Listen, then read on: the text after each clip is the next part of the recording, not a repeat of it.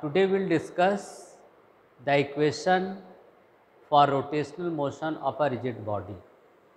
What is rigid body? Rigid body is very compact state of constituent particle, means the shape of the rigid body is not going to change due to any external force acting on it. Whatever amount of the force, there is no effect on the shape of the object. That object is said to be rigid body. So, in this diagram you find a rigid body. This is the x axis, y axis and z axis. So, this is the irregular shaped rigid body. We have taken a lamina. Lamina means very thin layer of the rigid body. So, instead of rigid body, we have to take a lamina to find the terms relation associated with rotational motion. So, in this diagram, this is very thin layer of the lamina. This red lamina is basically the initial position at time t is equal to 0, and this lamina is rotating about y axis. Let in time t is equal to t second, this point P reaches at point P dash with angular displacement of theta at origin or about axis of rotation.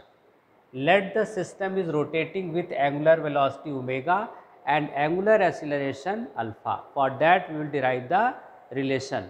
So, already we know the concept, the angle is length of arc upon radius. So, if you come to this diagram, PP dash is the length of the arc and OP is the radius of this point which is rotating about y axis. So, PP dash is basically L or OP is R and theta is the angular displacement. So, theta is equal to L by R or L is equal to R into theta. Now, if you differentiate this relation with respect to time, then we have dl by d theta in the left side. In the right side, we have r d theta by dt. What is dl by dt? This is the time rate of change of the linear displacement. This is basically the velocity. What is d theta by dt? This is the time rate of angular displacement. So, it is angular velocity. So, v is equal to r omega. This is the relation between the linear velocity of the constituent particle and angular velocity with radius of motion small r.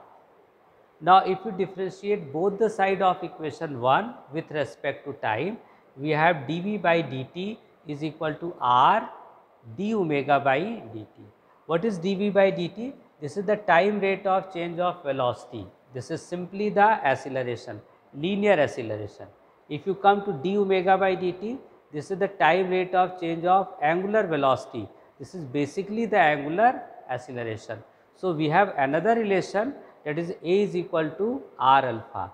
Linear velocity is product of radius and angular velocity. So, these two equations are very important. Now, we are going to obtain expression for rotational motion, that is first equation of motion. So, instantaneous angular acceleration, already we know alpha is equal to d omega by dt, that is the time rate of change of angular velocity. In the language of mathematics, you can say that the first differential coefficient of angular velocity with respect to time. So, this expression can be written as d omega is equal to alpha dt. Now, very clearly you can say that d omega is variable as well as dt.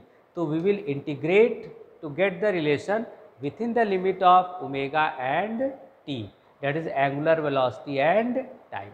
So, in the left side we have d omega, omega 0 is the initial angular velocity, omega is the angular velocity after some time. Similarly, in the right side alpha dt, because alpha is constant, so the limit of time we will take 0 to t, and integration we know we have to take the constant term outside. So, in the right side we have alpha is constant taken outside of the integration. So, after integration we find d omega, when you integrate its value will be omega initial limit omega 0, upper limit omega. Similarly, in the right side alpha constant d theta, when you integrate it will be t, lower limit is 0, upper limit is t. And when you apply the limit omega minus omega g, upper limit minus lower limit. Similarly, the right side alpha, upper limit minus lower limit. And when you further simplify, omega minus omega 0 is equal to alpha t. That is omega is equal to omega 0 plus alpha t. So, this is the first equation of motion for rotational motion. It is resembling with linear equation, that is v is equal to u plus at. So, in